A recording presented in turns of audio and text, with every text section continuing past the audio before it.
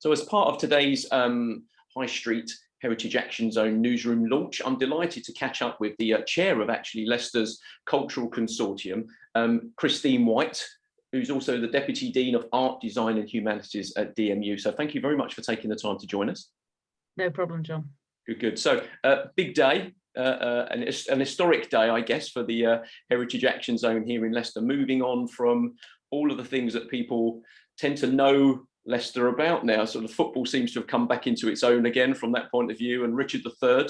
And as someone who works all over the world, it's wonderful to now be able to say that London is south of Leicester rather than Leicester's north of London. People tend to know where the city is now. So tell us a little bit about how the idea came about from your roles in the city, and where we're at today, and what we can look forward to seeing. Well, it's been a long project, and it's also been interrupted by COVID. So everything I say is COVID determined.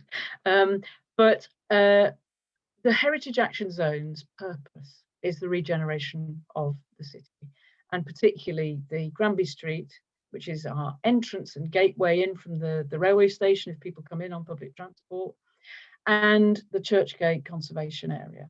And both of those areas, the council and the community has an appetite to regenerate, manage some of the shop fronts differently, engage with the businesses and the community who live on those streets and in that area, and also look at the accommodation that's available in the higher levels, higher stories of those buildings. It's interesting, isn't it? Because I think lots of people probably wander through Leicester and they probably never look up. But actually, if you look up above your normal eye line, as it were, you see quite a lot of interesting buildings, and you see some fantastic architecture and amazing design over many centuries, actually. And some of the shops currently don't look too great because we've got the pandemic, and retail has been disrupted by the lockdowns. So notwithstanding COVID, the appetite is to embellish those buildings, make them come alive again. And the Cultural Consortium, which I chair, is made up of groups in the city who have a cultural interest, who already engage in cultural activities and creating events, and the university, to Montfort University, and how we can animate those two streets with lots of projects that engage people, animate the city, create new businesses, because that's part of our remit as well, develop skills for people, and also make those two areas a destination to visit, increase the footfall, make people feel safe. Now, that's quite a lot of things to do, but that is our ambition, and I think we're going to be able to do it. We've got from now through to 2024, and we've got such a range of projects which I can happily talk to you about. It's been great pulling this newsroom together as well. I'm delighted to hear you put it in such a beautiful nutshell there as well, because we've been talking to like Mr. Shea from the sort of, the poetry, and we were saying to him about how it's great because as a contemporary poet or a beatboxer, he has researched the history of these areas, pulled together that's something that's very contemporary, that gets young people thinking about the role that they can play in heritage. Ultimately, they will inherit these streets. These streets are not owned by any particular community, for example, like the Golden Mile or anything like that. It literally is a road that anybody can use, and a lot of visitors. So therefore, it has to represent the city from that point of view, doesn't it? Absolutely, and it's got to feel comfortable. It's got to be inviting. And not everybody wants to do the same things. So the menu that we've got over these years is hopefully going to tap into different people's interests. And if I just talk to you about maybe this year and after the launch, what we're doing. So we've got the Mighty Creatives, which are a youth group. They're doing some actually thinking about and surveying of their own age groups, 11 right through to 19. And thinking, well, what would make these streets interesting to us? And that's very important, because that's as much about listening to what people want to see and do as it is about what we think people want to see and do. So there's two bits going on there. We've also got a big survey going out, which I would really welcome everybody to undertake. That will be on the website. It will also go out as potential for a document. It will be on the leaflets for all the publicity. You can do it online. And that's asking about the individuals who live and work in that area, but it's asking for people anywhere who come into the city to give a view. That's very important for us to hear that. And then there's the things as the Cultural Consortium that we thought were great. And so that's a group of us in a room. That's how it happens. Who thought that these particular things would be good to do, certainly for the first 6 months. So we've got a bikeability project, which for people of my age means cycling proficiency. In case thank you very much for saying that little badge you had on the front of your bike, the cycling proficiency. Exactly. Well, it's now bikeability, and obviously the primary schools have been challenged, but we're hoping that they will also use their bikeability project, which usually is coming into the city and having a little bit of a trail down Granby Street. And then finishing off that project. So we're inviting them to look at some of those buildings in that area that have got that historical referencing. And then we've got some work that we think that the Mighty Creatives will have developed, some artwork responses. And with DMU, we're going to try and exhibit those in the VJ Patel building, which is the art and design building on the campus of DMU. And we want to keep that interconnectivity, actually, of the city and the university, because we're right on the doorstep of the city, and we're a very creative institution. We run a lot of activities that are art, design, digitally focused, fashion and textiles, heritage, and our architecture subjects, as well as craft skills. So all of those within the menu of the next couple of years will also be on offer, either as collaborative, co-designed developments, workshops for skills, or the first thing this year is the Design Nation conference and festival. Now, hopefully, weather permitting, COVID permitting, that will happen September, October, and that will be where we work with LCB Depot and the Makers Yard to look at design in Leicester. Leicester's got a fantastic heritage for design and manufacturing and production over many centuries. And so we're wanting to look at craft skills and the sorts of things that I was talking about. So some of our ambition is to look at the Churchgate shops and area and see where we can put pop-up exhibitions or pop-up makers areas, craft areas, and similarly exhibition areas. So we were talking with the Thomas Cook Hotel about an events area there, which we've got to have contingencies on our contingencies for, but those are the ambitions for this year. So you can see from that particular menu, it's quite diverse. The following year, part of our Cultural Consortium is working with Leicester Comedy Festival, internationally reputed festival. We're wanting to make use of the heritage of Leicester as a centre for coffee houses. And one of our plans is to do comedy in the coffee shops. So again, hopefully we'll be able to open those things up.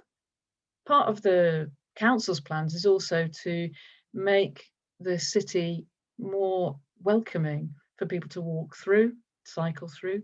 So there's pedestrianised projects over Granby Street. There's also some plans for designing some street furniture that might engage with greening that area. You know, you might go and stand at one of the bus stops and pick your vegetables, and that kind of thing. So we're looking to be quite ambitious with the sorts of things. A real mix of things then, something for everybody rather than just being one big answer. It's absolutely. Well, we don't have a big answer. We're, in a way, what we're doing is we're building on what's already in the city. We're hopefully adding some cash in order to extend those projects or make them last longer or do differently. And the ambition for the Cultural Consortium by the end of the project, so early on in 2024, is to already have a plan for how the next 3 years go, because we can't have this just end. What we need to do is see the benefit, and have got some data hopefully to promote the fact that it's working. it's making people want to live in that area. It's increasing the value of those areas for people to use. And we need to then continue that programme of activity. So the ambition is that whatever we do in the Cultural Consortium has got a legacy. It keeps going. It becomes an annualised aspect of the year, maybe. Yeah. I think also one of the things I want to ask you about is, I think if you walk around any kind of high street location that is known for retail, probably anywhere in the UK and also globally, I should imagine. Obviously, we're starting to get into that sort of, you know, types of shops that are there, the only ones that seem to always pop up in empty spaces. And the challenge that we've got with the change in people's attitudes and also shopping habits when it comes to retail online, and, you know, the impact that it's going to have, yes, on big shopping centres, but high streets in particular.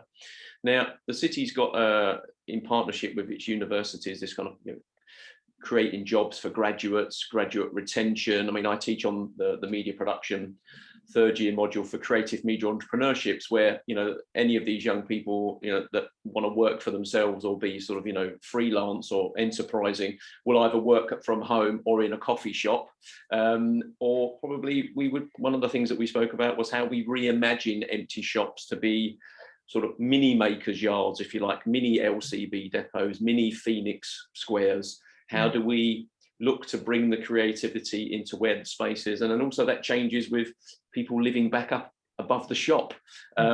City centres changing from, you know, how many young people are there living in the city centre of sort of school age and stuff. Is this one of the things that you're always mindful of when you chair something like the Cultural Consortium and what you do at the university as well, when you sit on these boards, is these bringing all of these strands together, but also thinking about the enterprise element of it? Yeah, very definitely, John. I mean, you've hit it really very clearly there. There's no point us coming up with a plan of activity unless we try to put some sustainability into that, both in terms of sustainability for the planet, but also the longevity of those businesses. And it's interesting, isn't it, that the Lanes area of Leicester has got a really good set of independent shops. They work really well. They're a place where people want to go, and they want to go and visit, and they're interested. And so what we're looking to is that kind of activity. But it may be that, yeah, you're right, we want to make those shops into independent makers spaces, designers, retail in a different way. Fashion and textiles has been really badly hit, partly because of the way online shopping has developed, but actually slow fashion, and certainly some of the research areas that the university is looking at, the way you create garments, and also how we work with different types of materials, I think is becoming much more of an interest for the public. They want to know how something has been created, where it's been created, how you can learn the skills yourself. So I think there's a way in which we're thinking of these independents as more than just a business. Maybe it's also a lifestyle. It's also creating something that our graduate students are supported in doing. We want to be able to make those connections with LCB Depot and the Maker's Yard, not necessarily more formalized, but more obvious to our skilled and talented graduates. And we're working with them at the moment on a plan for that. So we're trying to support some incubator units in the city in exactly that way. We want people to feel that they have a value to the city and they own the city.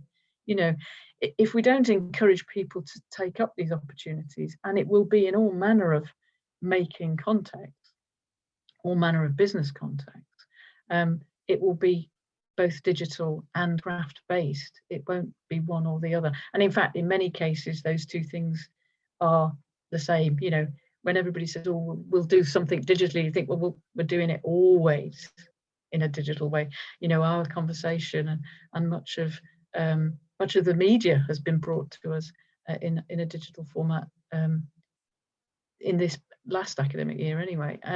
So I don't think there's anything odd about the evolution of this.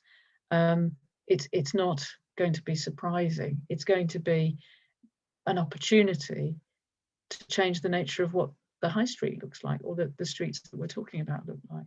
And I think people, the coffee shop experience is quite interesting, I think, in terms of the heritage for Leicester. Certainly because, in a way, the coffee houses of Leicester were known in the 18th century as being, you know, fantastic, a European destination, actually. And we may have lost the sense of that.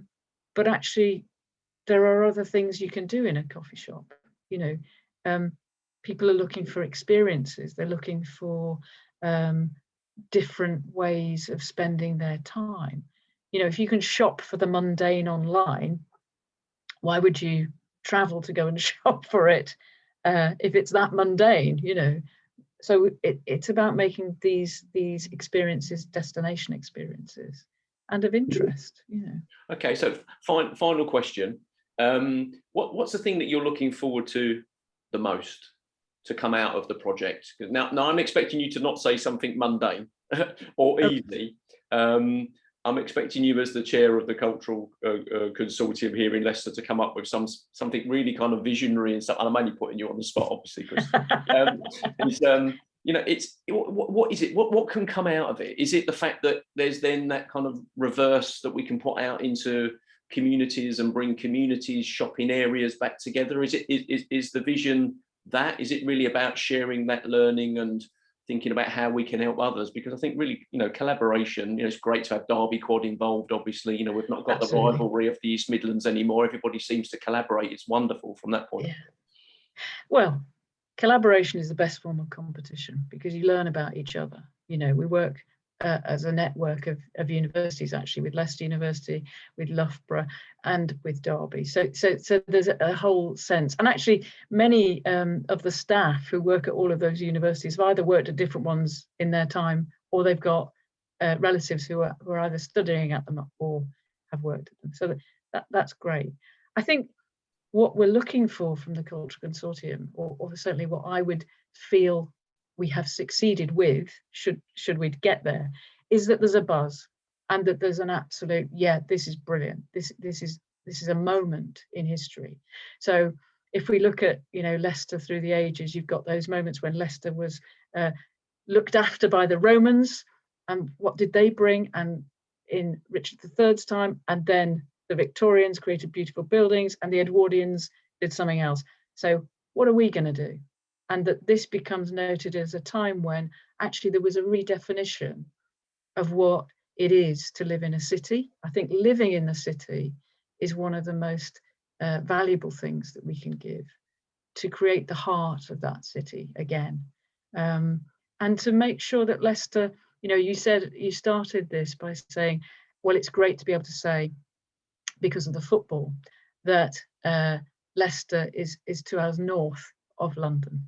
Well, wouldn't it be good to be able to say, actually, when you visit the United Kingdom, you probably want to come to Leicester. Oh, and you can drop down to London if you need to. So, I mean, it's about creating that kind of centre and heart, I think. Yeah, brilliant, excellent. Well, thanks very much for agreeing to talk to us today. I think it's the first of many, hopefully, over the lifetime of the project, that we can do some newsroom conversations with you and support the events that you're doing, and you know, and really act as a positive call, if you like, for young people, particularly those in and around the city centre as well, that are at school. You know, the projects, you know, the things that people can get involved in, the live briefs that schools can get involved in as well, and definitely the poetry competitions and the music and stuff. There's something to engage everybody, and it's great to be involved in. And thanks very much for taking the time to speak to us today. Pleasure, John.